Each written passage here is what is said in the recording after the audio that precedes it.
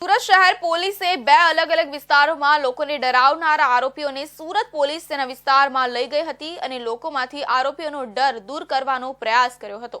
વેસ્તાન વિસ્તારમાં પોલીસની પીસીઆર વાનને પોતાની ગાડી સાથે અથડાવનારા અને અડાજણમાં એક યુવક પાસેથી ખંડણી માંગનારા બે ભાઈઓને પોલીસે તેના વિસ્તારમાં લઈ જઈ કાયદાનું ભાન કરાવ્યું હતું અને આવા અસામાજિક તત્વોને સંદેશ આપવાનો પ્રયાસ કર્યો હતો કે કાયદામાં રહેશો તો ફાયદામાં રહેશો। ઊનગામ ખાતે રહેતો અને દારૂના કેસમાં પકડાયેલા બુટલેગર દ્વારા થોડા દિવસ પહેલા પોલીસ વાન પર પોતાની કારથી ટક્કર મારી હુમલો કર્યો હતો અને પોલીસને ધમકી આપી હતી।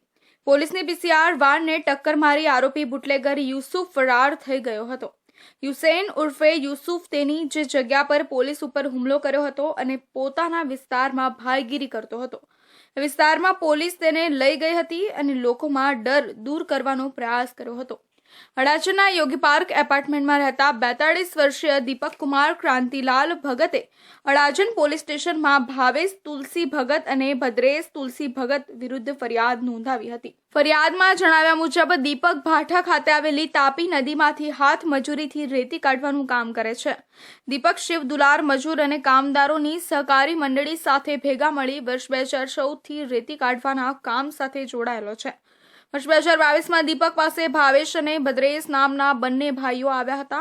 બંને ભાઈએ દીપકને ધારિયા જેવો હથિયાર બતાવી ધમકાવ્યો હતો કે રેતી ભરેલી એક ટ્રકના 100 રૂપિયા ખંડણી આપવી પડશે, નહીં તો જાનથી મારી નાખીશું। આ ધમકીથી ગભરાઈ દીપકે બંને ભાઈને ટ્રક દીઠ 100 રૂપિયા હપ્તો આપવાનું ચાલુ કર્યું હતું। દીપક આ પૈસા તેમને ગૂગલ પે અને અડાજણ ખાતે આવેલી બાપ્સ હોસ્પિટલ પાસે આપવા જતો હતો। બંને ભાઈએ વર્ષ 2022થી લઈ અત્યાર સુધી 10 લાખ ખંડણી વસૂલી હતી।